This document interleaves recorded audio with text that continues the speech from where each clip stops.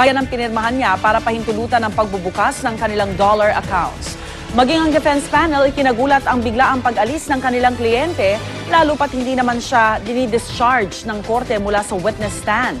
Dahil dito agad ipinasara ni Presiding Officer Juan Ponce Enrile ang buong gusali ng Senado at inatasan ang Senate Sergeant at Arms na harangin si Corona sakaling magtangka itong umalis. Pero ilang saglit lang natagpuan ng punong maestrado na nakaupo sa hallway papuntang Senator's Lounge kasama ang misis na si Cristina at mga anak na sina Carla at Francis.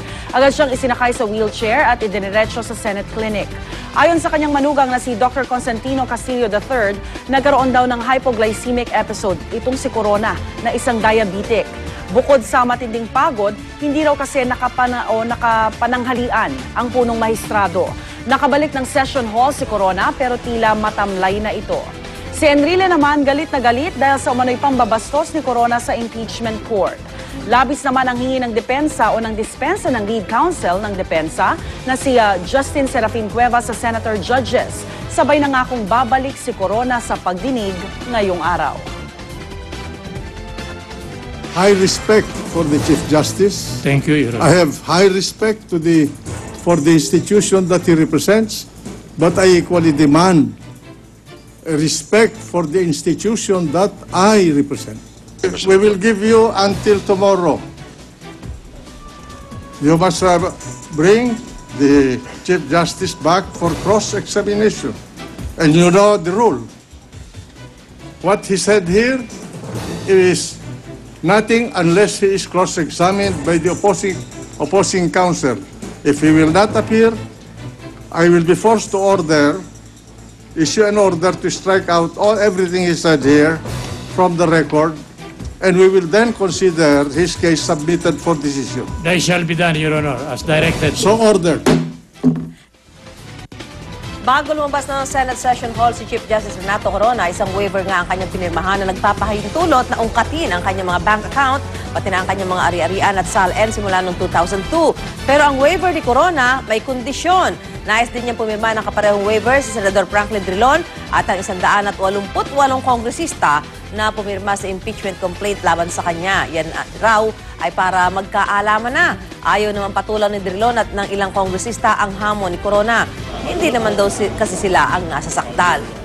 Pinirmahan ni Corona ang waiver pagkatapos niyang pabulaanan ng testimonya ni Ombudsman Conchita Carpio Morales na mayroon siyang $82 accounts. Pero inamin ng punong maestrado na mayroon siyang $4 bank accounts, isa sa Allied Bank, isa sa BPI Bank at dalawa sa PS Bank.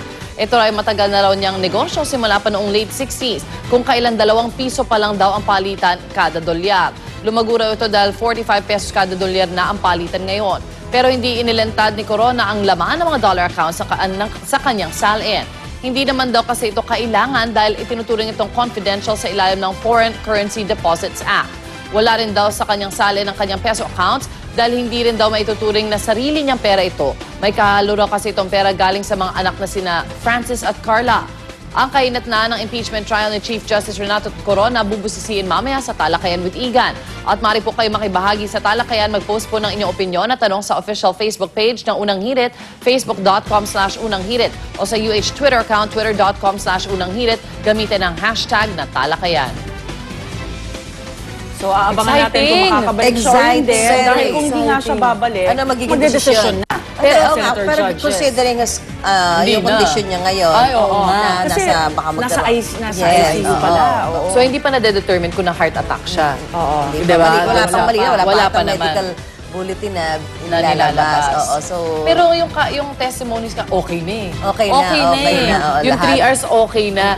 Yun lang moment na yun nag-walk out. Kamot ulo, kahit yung ano niya, defense. Pero sinasabi ng mga lawyer niya, hindi naman daw kasi walk out kasi parang sa dulo ng kanyang speech, may sinabi na niya na the Chief Justice of the Republic of the Philippines is now excused. Parang in-excuse niya yung sarili niya.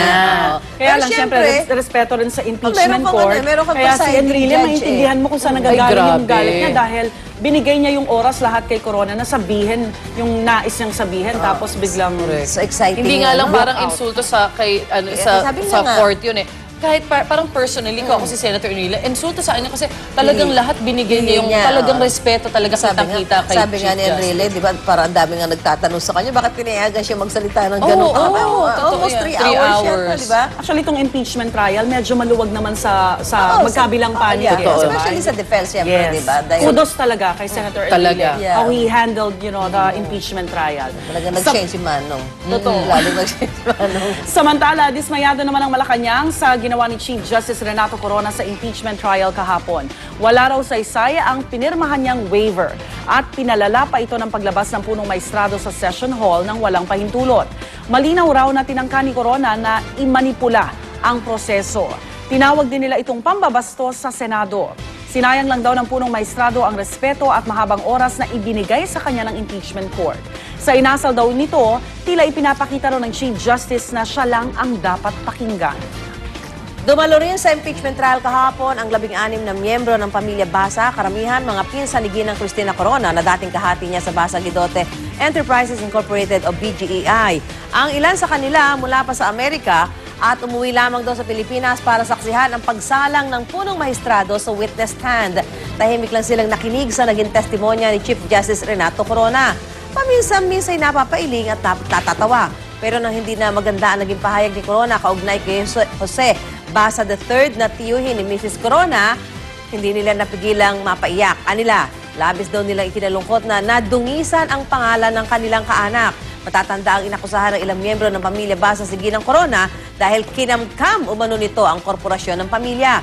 Sa pagtestigo ni Corona, sinabi niya ang kanyang asawa at biyanang si Asuncion Rocco raw ang naisahan at inapi ng kanilang mga kamag-anak.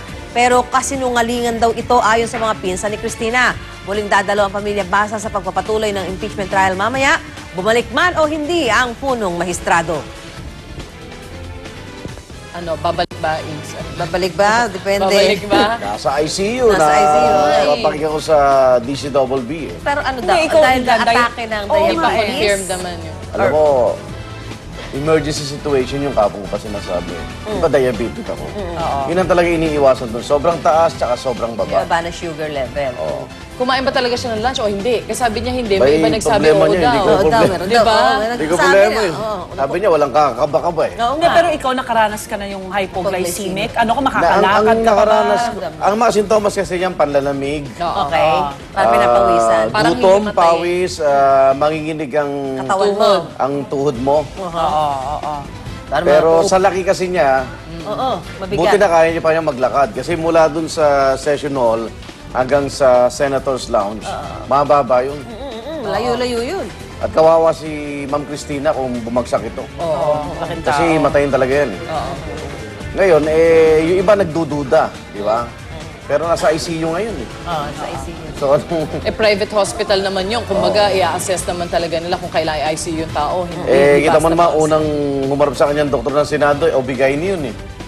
Ganun ba? Buti nila may pamangkin siya na Mas bagay, diabetician. doktor pa Kasi Sa kinakailangan sain, isang lahat ng eksperto. Oo. Ang harap niyan. Pero sa lahat po ng diabetic na nanonood, yung mga ganyan nakakaranas ng bagsak, isang soft drinks lang yan eh. Yung Ang katapat. Isang... Sugar. Yung kulay red. Biglaang, Oh, biglaang. wag sugar free ah. Wag. Wala sa silbi sa inyo. Isang regular na cola.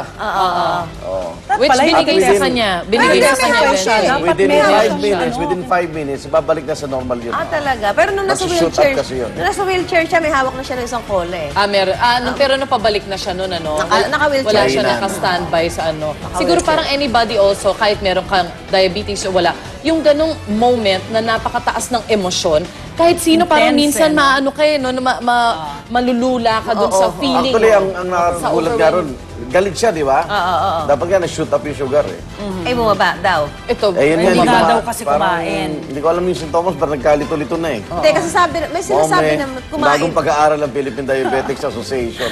Sabi Tumaas kumain naman daw eh. Kumain naman daw chicken curry pang araw ang ulam eh. Pero Pero sayang, Siguro dami nang draining hinayang. din yung